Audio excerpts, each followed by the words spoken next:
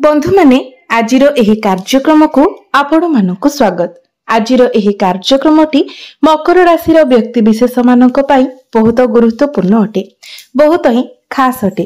कारण एही कार्तिक पूर्णिमा ठारू आपणक जीवन रे किछि बड़ हेबाको जाउछि। आपणक जीवन रे एक बड़ परिवर्तन हेबाको जाउछि।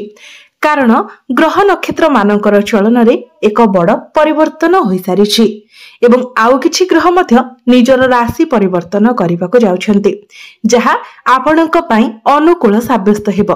तो पूर्वरु आपणक जीवन रे जे सब समस्या लागि रहिथिला सेतिरु अनेक समस्या वर्तमान आपणक जीवनरु दूर हेबाको जाउछि। आपणक जीवन रे जे परिवर्तन हेबाको जाउछि ताहा आपणक पई बहुत प्रभावशाली एवं लाभकारी साब्यस्त हेबो।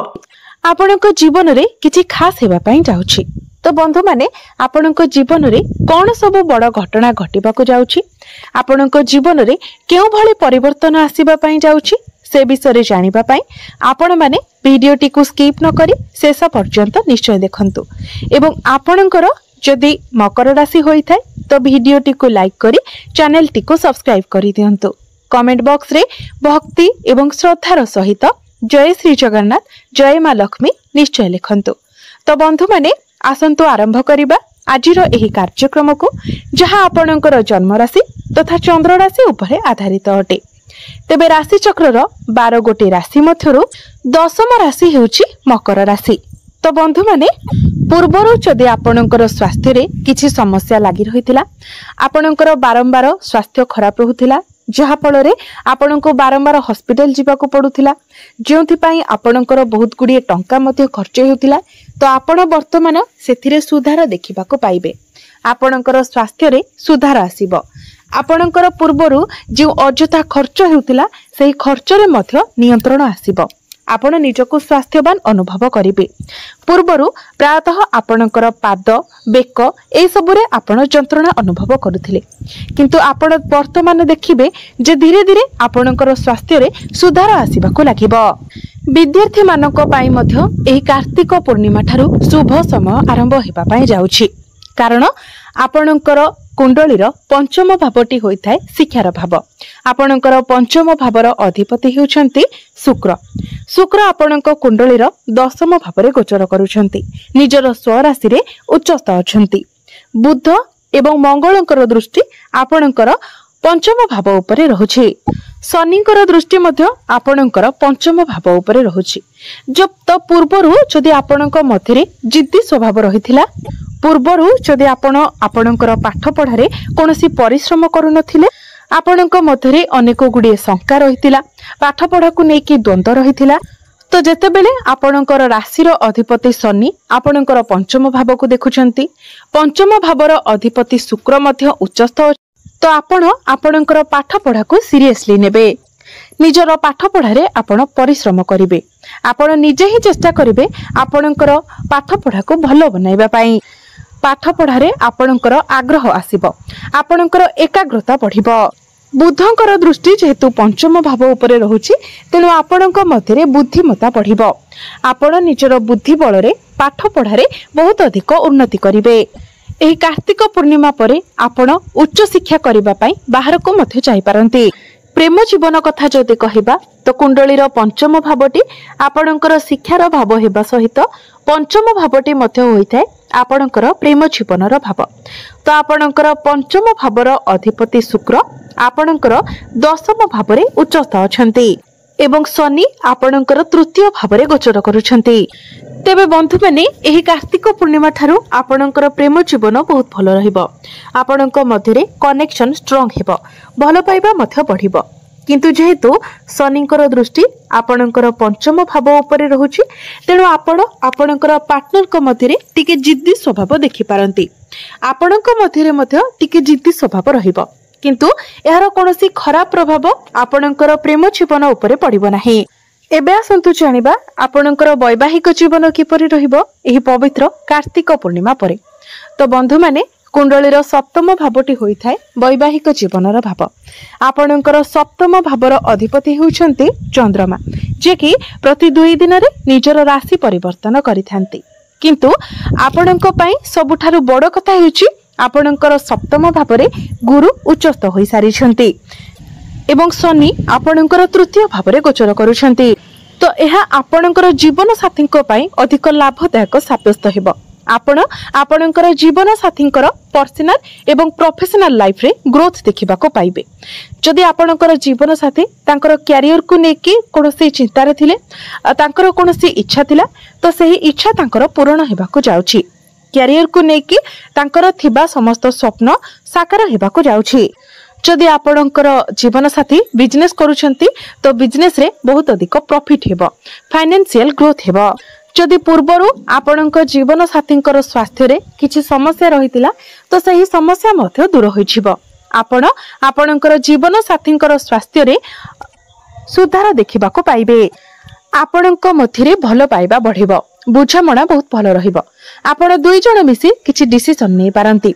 आपणकर वैवाहिक जीवन सुखमय रहिबो। एबे आसंतु जानिबा सबुठारो महत्वपूर्ण विषय वस्तु आपणकर भाग्य, कैरियर एवं व्यापार वाणिज्यर स्थिति किपरि रहिबो एही पवित्र कार्तिक पूर्णिमा ठारू। तो बंधु माने कुंडलीर नवम भावटी होइथाय भाग्यर भाव एवं दशम भावटी होइथाय कैरियर भाव।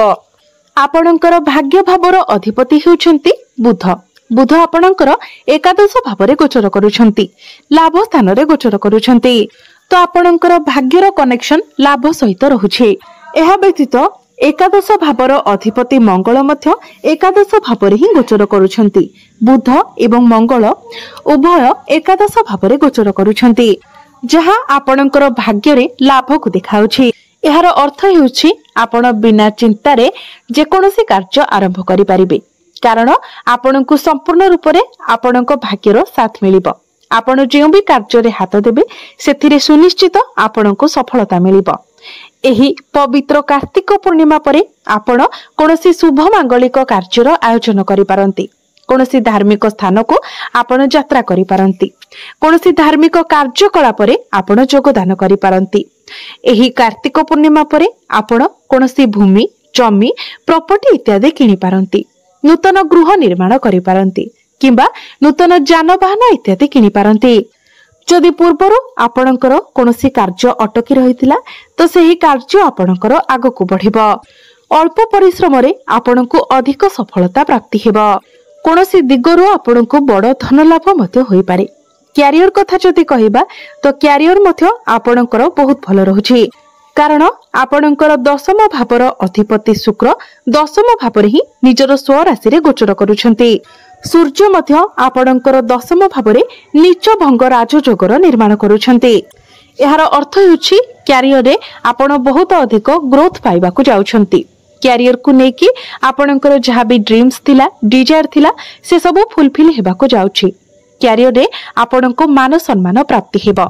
आपणकर सीनियर आपणकर बॉस को ठारू आपणको सहयोग मिलिबो। आपणकर जदि टार्गेट बेस्ड जॉब रहिछि तो टार्गेट आपणकर कंप्लीट होई जिवो।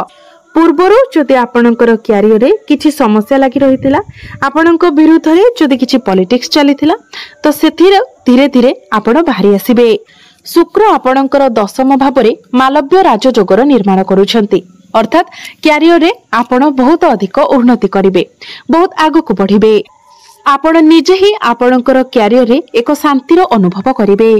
आपणको आपणकर कैरियर रे प्रमोशन मिली पारे। जो मानक निकट रे चाकरी नाही तो आपणको चाकरी मिलिबार मध्य बहुत अधिक संभावना रहुछि। बिजनेस कथा जदि कहिबा तो बिजनेस रे मध्य आपणको बहुत अधिक प्रॉफिट मिलिबाको जाउछि, कारण सप्तम भावटी होइथाय व्यापार वाणिज्यर भाव।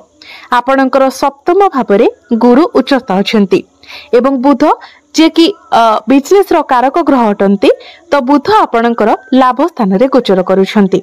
तो बिजनेस रे आपणको प्रॉफिट मिलिबो, आपणकर फाइनेंशियल ग्रोथ हेबो, डेली इनकम बढ़िबो। आपण आपणकर बिजनेस को आगो को बढ़ाई पारंती।